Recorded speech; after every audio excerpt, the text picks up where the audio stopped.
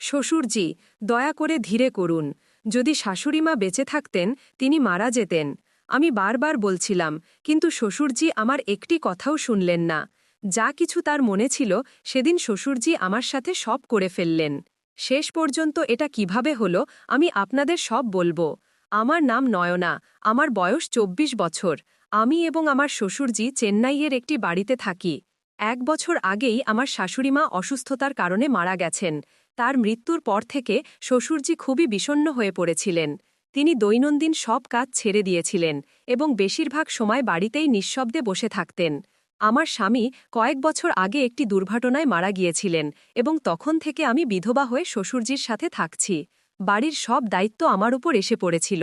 আমি প্রতিদিন বাড়ির সব কাজ করে অফিসে যেতাম। আমার জীবনে এখন আর কেউ আপনজন ছিল না। স্বামী নেই, মা বাবাও নেই, এখন শাশুড়ি মাও নেই।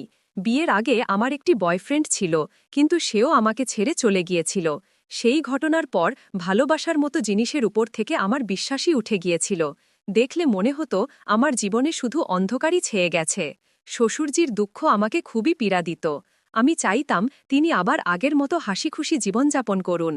আগে তিনি তার বন্ধুদের সাথে দেখা করতেন, তাদের সাথে ঘুরতেন, কিন্তু শাশুড়ি মায়ের মৃত্যুর পর থেকে তিনি বাইরে যাওয়াই বন্ধ করে দিয়েছিলেন। সবচেয়ে বেশি হলে কোনায় সবজি কিনতে যেতেন, বাকি সময় টিভি দেখতেন। ক্রাইম স্টোরি তার প্রিয় প্রোগ্রাম ছিল। যখন আমি অফিস থেকে ফিরতাম তাকে সেখানেই প্রোগ্রাম দেখতে পেতাম। আমার কখনোই সেই প্রোগ্রাম পছন্দ হয়নি, কারণ সেখানে প্রতিবারই কোনো মেয়ের সাথে কিছু খারাপ ঘটত। আমি সবসময় ভাবতাম, আমি কি তাকে আবার আগের মতো বানাতে পারব? কি কোনো উপায় আছে যার মাধ্যমে তার জীবনে আবার রং ফিরিয়ে আনতে পারি? এক রাতের কথা, প্রায় ২টায় আমি পানি পান করতে উঠলাম। শ্বশুরজি ওপরের ঘরে ঘুমাতেন, আমি নিচের ঘরে ছিলাম। এমন সময় ওপর থেকে কিছু পড়ার শব্দ পেলাম। বাড়িতে সম্পূর্ণ অন্ধকার ছিল। আমি চমকে গেলাম। যদি আমি সরাসরি ওপরে চলে যেতাম শ্বশুরজি হয়তো জেগে যেতেন বা ভয় পেতেন। তাই আমি ধীরে ধীরে কোনো শব্দ না করে ওপরের দিকে গেলাম। দরজা একটু খোলা ছিল। আমি হালকা করে ধাক্কা দিয়ে ভিতরে তাকালাম। ভিতরে যা দেখলাম তা দেখে আমি হতবাক হয়ে গেলাম। শ্বশুরজি মোবাইলের টর্চ জ্বালিয়ে রেখেছিলেন এবং তার প্যান্ট সম্পূর্ণ নিচে ছিল। তার এক হাতে লম্বা একটি গাজর ছিল এবং অন্য হাতে মোবাইল। তিনি মোবাইলে ভিডিও দেখতে দেখতে সেই গাজরটি সামনে পিছনে করছিলেন। সম্ভবত সেই সময় বিছানার পাশে রাখা পানির গ্লাসটি তার হাতে লেগে পড়ে গিয়েছিল, কিন্তু তিনি সেই শব্দও শুনতে পেলেন না। তিনি এতটাই মগ্ন ছিলেন যে দরজা খোলার শব্দও শুনলেন না। শ্বশুরজি ভিডিও দেখতে দেখতে গাজরটি জোরে জোরে নাড়াচ্ছিলেন। সত্যি বলতে আমাকে সেখান থেকে চুপচাপ চলে যাওয়া উচিত ছিল, কিন্তু তাকে এমন করতে দেখে আমার একটা অদ্ভুত অনুভূতি হলো। তাই আমি সেখানেই দাঁড়িয়ে রইলাম এবং কোনো শব্দ না করে তাকে দেখতে লাগলাম। কিছুক্ষণ পর তিনি আরও জোরে নাড়ানো শুরু করলেন। তার মুখে বিভিন্ন রকমের ভাব স্পষ্ট দেখা যাচ্ছিল। তারপর অল্প সময়ের মধ্যেই তিনি গভীর শ্বাস নিলেন এবং সেই গাজর থেকে সাদা রঙের পানি বেরোতে লাগল, যেন কোনো পাইপ থেকে ফোয়ারা বের হচ্ছে। পানি বের হওয়ার পর তিনি শান্ত হয়ে গেলেন, মোবাইল পাশে রেখে দিলেন এবং সেভাবেই শুয়ে পড়লেন। আমি ধীরে ধীরে সেখান থেকে সরে গেলাম এবং নিচে আমার ঘরে চলে এলাম। নিচে এসে যা দেখলাম এবং অনুভব করলাম তা বিশ্বাস করতে পারছিলাম না যে শ্বশুরজি এমন করতে পারেন। কিন্তু তারপর ভাবলাম যে এটা তো স্বাভাবিক, এতে বেশি কিছু ভাবার নেই। শ্বশুরজি একজন পুরুষ এবং যদি একজন পুরুষের শারীরিক ইচ্ছা পূরণ না হয় তাহলে এতে কি অন্যায় আছে?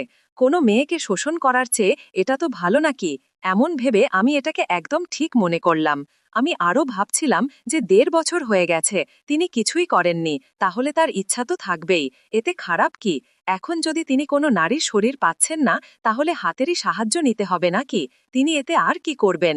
এই ভাবতে ভাবতে আমার মনে এই চিন্তা এলো যে এখন এর দ্বিতীয় উপায় কি? তখনই হঠাৎ আমার মনে পড়ল যে শ্বশুরজি তাদের গাজর নাড়ানোর সময় খুব খুশি দেখাচ্ছিলেন। আমি তাদের কখনো এত খুশি দেখিনি। তারপর আমার বিশ্বাস হলো এবং বুঝতে পারলাম যে শ্বশুরজি কি চান। এটাই সেই এক জিনিস যা তাদের আগের মতো আবার খুশি করতে পারে। আমি অনেকক্ষণ ধরে এই নিয়ে ভাবছিলাম যে আমি শ্বশুরজিকে কিভাবে খুশি রাখতে পারি। আমার কোনো উপায় মাথায় আসছিল না। যদি তাদের জীবনে অন্য কোনো মহিলা চলে আসে তাহলে তারা কত খুশি হবেন, এই ভাবতে ভাবতে আমি ঘুমিয়ে পড়লাম। পরের দিন সকালে শ্বশুরজি স্নান করতে গেলে আমি নাস্তা বানাচ্ছিলাম। হঠাৎ আমার কালকের দৃশ্য মনে পড়ল এবং মনে চিন্তা এলো যে একবার দেখি শ্বশুরজি মোবাইলে কোন ভিডিও দেখেন। সকালের সময় ছিল, শ্বশুরজি বাথরুমে ছিলেন এবং আমি রান্নাঘরে চা বানাচ্ছিলাম, কিন্তু আমার মন বারবার সেই রাতের দৃশ্যে চলে যাচ্ছিল। আমি এখন তাদের একাকিত্ব বুঝতে শুরু করেছি। একজন মহিলা যখন একা হয় তখন সবাই তার দুঃখ বোঝে, কিন্তু একজন পুরুষ যখন একা হয় তখন তাকে শুধু শক্ত থাকতে হয়। ভেতর থেকে কতটা ভেঙে পড়েছে তা কেউ জিজ্ঞাসা করে না। আমি আস্তে করে শ্বশুরজির মোবাইল তুলে নিলাম। মোবাইল লক করা ছিল না। হিস্ট্রি খুললাম। তাহলে কিছু ভিডিও দেখলাম, কিছু ঠিক যেমন আমি রাতে দেখেছিলাম, কিন্তু তাদের মধ্যে কোনো জোড়াজড়ি বা অশ্লীল কথা ছিল না। সবগুলিতে কনসেন্ট, সফটনেস এবং ইমোশন ছিল। আমি অবাক হলাম, হয়তো তারা শুধু শারীরিক নয়, আবেগগত সংযোগও চাইছিলেন। সেই দিনই আমি প্রথমবার তাদের জন্য আমার হাতে করে লাঞ্চ বানালাম, একটু বেশি ভালোবাসা দিয়ে। যখন তাদের পরিবেশন করলাম তখন তারা মাথা তুলে আমার দিকে তাকালেন। অনেক দিন পর তাদের চোখে একটু আলো ছিল। নয়না, তুমি খুব ক্লান্ত হয়ে যাও, একটু বিশ্রামও করে নাও, তারা বললেন। আমি হাসলাম, আপনার জন্য যা করি তা ক্লান্তি মনে হয় না। তারা কিছু বললেন না, শুধু একটি দীর্ঘশ্বাস ফেললেন। হয়তো তাদের মনেও কিছু চলছিল। সেই রাতে আমি নিজেকে প্রশ্ন করলাম, আমি কি তাদের আবার বেঁচে থাকার কারণ দিতে পারি? এবং সেই কারণ কি আমি নিজেই হতে পারি? এই প্রশ্নগুলিতে ঘেরা আমি সেই রাতে ঘুমিয়ে পড়লাম। পরের দিন সকালে আমি রান্নাঘরে চা ফুটাচ্ছিলাম, কিন্তু আমার মন সেখানে ছিল, ওপরের ঘরের দিকে। শ্বশুরজি স্নান করতে গিয়েছিলেন এবং তাদের মোবাইল নিচে টেবিলে রাখা ছিল। হৃদয় দ্রুত স্পন্দিত হচ্ছিল, কিন্তু হাত নিজে থেকেই সেই ফোনের দিকে বাড়ল। ফোন আনলক ছিল। সরাসরি ভিডিও প্লেয়ারে গেলাম এবং সেখানেই কিছু নাম দেখলাম। রোম্যান্টিক স্টোরি, শ্বশুর বউ রোমান্স, বাবা মেয়ের গল্প। এটি দেখে আমার শ্বাস আটকে গেল। 1 সেকেন্ডের জন্য মনে হলো যেন কেউ আমার পেটে কিছু ভারী রেখে গেছে। কিন্তু আশ্চর্য ছিল যে কোনো অশ্লীল বা জোড়াজড়ির দৃশ্য ছিল না। যে ভিডিওগুলি ছিল সেগুলিতে মহিলাকে সম্মান দেওয়া হয়েছিল, তার ইচ্ছা জিজ্ঞাসা করা হয়েছিল। শ্বশুরজি শুধু তাদের অনুভূতির জন্য এটি সব দেখছিলেন, কোনো কামনার জন্য নয়। আমি ফোন বন্ধ করে দিলাম, কিন্তু মাথা এখন প্রশ্নে ভরে গেছে। তারা কি আমার মধ্যেই এটি সব দেখতে শুরু করেছেন? তারা কি আমাকে একজন মহিলা হিসেবে অনুভব করতে শুরু করেছেন? এবং সবচেয়ে বড় প্রশ্ন, আমি কি তাদের জন্য কিছু অনুভব করতে শুরু করেছি? সেই সন্ধ্যায় যখন আমি অফিস থেকে ফিরলাম, শ্বশুরজি সব সময়ের মতো টিভির সামনে ছিলেন। আমি গিয়ে তাদের হাত স্পর্শ করলাম। আপনি আজ কিছু খেয়েছেন কি? তারা চমকে না গিয়ে শুধু বললেন, তোমার হাত খুব গরম, সব ঠিক আছে তো? আমি প্রথমবার তাদের চোখে সরাসরি তাকালাম। না, কিছু ঠিক নেই। তারা একটু ঘাবড়ে গেলেন। কি হয়েছে? আমি বললাম, কাল রাতে আমি আপনাকে দেখেছিলাম। ওপরে একদম নিস্তব্ধতা ছড়িয়ে পড়ল। তাদের মুখ থেকে রক্ত সরে গেল। তারা মৃদু স্বরে বললেন, আমি ক্ষমা চাইছি বেটা। আমি তাদের কথা মাঝেই কেটে দিলাম। আপনাকে আমার কাছে ক্ষমা চাইতে হবে না। এখন তারা আমার চোখে তাকানোর সাহস পাচ্ছিলেন না। আমি আস্তে করে তাদের হাত ধরে বললাম, আপনি মানুষ এবং মানুষের প্রয়োজন আছে। আমি বুঝতে পারি শ্বশুরজি, এবং হয়তো আমি একা নই এখানে যে এই সব অনুভব করছি। তারা চমকে আমার দিকে তাকালেন। আমি হেসে বললাম, আমরা দুজনেই একা। আমরা কি একে অপরের সহায় হতে পারি না? এক মুহূর্তের জন্য তারা সম্পূর্ণ নীরব হয়ে গেলেন। তারপর খুব মৃদু কণ্ঠে বললেন, নয়না, এই পথ খুব কঠিন। লোকেরা কি বলবে? আমি তাদের আঙুল আরও শক্ত করে ধরে বললাম, লোকেদের বাঁচতে হবে না, আমাদের বাঁচতে হবে। সেই সন্ধ্যায় যখন আমি তাদের হাত ধরলাম তখন তারা ঝটকা করে সরিয়ে নিলেন না, বরং কয়েক সেকেন্ডের জন্য থেমে গেলেন। তাদের হাতের তাপ আমার আঙুলের সাথে কথা বলছিল। আমার ঠোঁটে হালকা হাসি ছিল, কিন্তু হৃদয় দ্রুত স্পন্দিত হচ্ছিল। তারা কিছু বলতে যাচ্ছিলেন, কিন্তু শব্দ যেন গলায় আটকে গেল। আমি আস্তে করে বললাম, সত্যি বলুন, যখন সেই দিন আপনি আমাকে প্রথমবার শাড়িতে দেখেছিলেন তখন কি আপনার কিছু অনুভূতি হয়েছিল? তিনি চোখ নিচু করলেন, তারপর খুব ধীরে বললেন, প্রতিদিন নয়না, প্রতিদিন। আমি নিজেকে থামাই, কারণ তুমি আমার ছেলের। আমি তাদের মুখ আমার হাতের তালুতে নিলাম। আমি এখন শুধু কারো বিধবা নই, আমিও একজন মানুষ, একজন নারী, আর এখন আমি শুধু একা থাকতে চাই না। তিনি আমার চোখে তাকিয়ে কিছু খুঁজছিলেন, হয়তো অনুমতি, হয়তো ক্ষমা। আমি এগিয়ে গিয়ে তার হাত আমার পেটের ওপর রাখলাম। এখানে এখানে এখন কোনো বোঝা নেই। এখন যাই হোক তা নিজের ইচ্ছায় হবে। তিনি কম কম পেয়ে গেলেন। নয়না, তুমি। আমি আবার তার কথা কেটে দিলাম। এখন তুমি নও, শুধু আমরা। আমি প্রথমবার তার বুকের সাথে লেগে আমার মনের সব বোঝা ঝেড়ে ফেললাম। রাত 11:30 বাজে, বাড়ির লাইট নিভে গিয়েছিল। আমরা দুজন নিঃশব্দে নিজ নিজ ঘরে ছিলাম, কিন্তু ঘুম ছিল না আমার না তার। কিছুক্ষণ পর ওপরে থেকে তার পায়ের শব্দ এলো। দরজা খুলল না, শুধু একটু টোকা। আমি দরজা খুললাম। তিনি সেখানেই দাঁড়িয়েছিলেন, একটি সাদা কুর্তা, চপ্পল ছাড়া, যেন কিছু বলতে এসেছেন আর পথে ভুলে গেছেন। আমি কিছু না জিজ্ঞাসা করে তাকে ভিতরে রাখলাম।